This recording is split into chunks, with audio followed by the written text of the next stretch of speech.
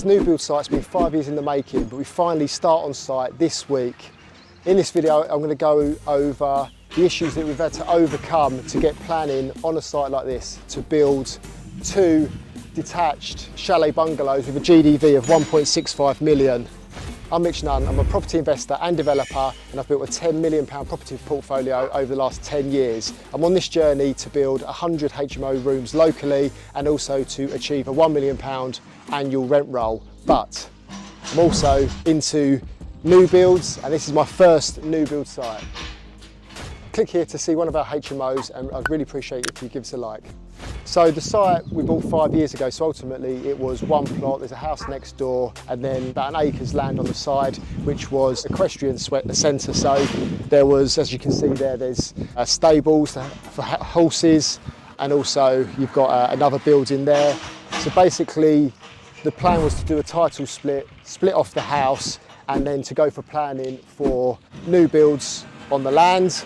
We made our first application about 5 years ago for 2 detached chalet bungalows, and there was lots of objections by the local neighbours and also the fishing lake next door, and their concerns were ground stability and also the foul water drainage. So we went to appeal. We also got rejected an appeal, and we took that information and we made a new application taking on board with their comments, and we were successful. We got outline planning permission, and we've just gone back for the reserve matters, and they have now been approved. So we've got full planning for 2 detached chalet bungalows with a GDV of 1.65 million.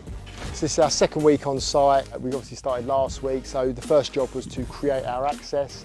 This is going to be the access for the new properties, but also our temporary access during construction. So we've done that. We've also put about 15 tonne of hardcore down to create the access. We've got roll-off, roll-on bins. I mean, that's a 40-yarder. We've had 2 20-yard roll-offs, which we've now filled up and got rid of. This was also a large menage, so we've taken off the top levels of that, removed the fencing. We've got a little bit of asbestos on this site, so we're just waiting for a couple of more quotes to come back before we get that removed by a professional contractor. And ultimately, yes, to get the site set up, ready for construction, that we will be started within the next 3 months. So we bought the plot about 5 years ago, including the house, for about 750,000, which you might have seen in some of my other videos. We actually got down valuation on this to about 550, but it was I saw the potential in the site, and also the building next door also had potential. So we still went ahead with the purchase. So as I said, we bought it for 750,000, and now we have full planning. The land alone is probably worth about 650,000. So to buy the property, we had a mortgage, and I've been servicing that mortgage for 5 years, and it was over a short term, so the mortgage payments were quite high. I think they're circa about 2,200, and I've actually let that go onto a variable rate as well in the last 6 months while I've been awaiting planning. So the payment's actually gone out to about 3,400. So as you can imagine, paying a mortgage of that size over 5 years because of the planning was rejected. I never intended it was going to go for that long, but I guess that's what you have to be prepared for in property, that it doesn't always go the way you plan. So you have to have a way of sort of working around. So the current debt on the site is about 330,000. So now we have full planning, we can now raise development finance for the site. So the plan is on our first drawdown from the bank, which is about 290,000 to 300,000. I'll have to make up the shortfall. We'll basically clear the mortgage on the site. I'm going to do a title split off the house, so then the debt will be on the land and we will be ready to start building. I believe the buildings are going to be roughly at £200 a square foot. We're going to be probably about 600 grand to build the 2 houses. That's the going rate circa in the southeast.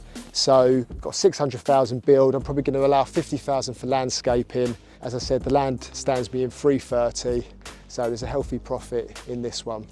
Yes, even though I've got an established build team for the HMOs and the conversions that we do, I'm going to contract this out because it's a new build scheme. So I'm going to put a JCT contract in place on this site, and the works program is about 30 weeks. So the plan is to get started at some point in October and then have these sort of built for the end of spring. So going into summer, when the grass is growing, everything's nice and green, to get these on the market because it's such a lovely location.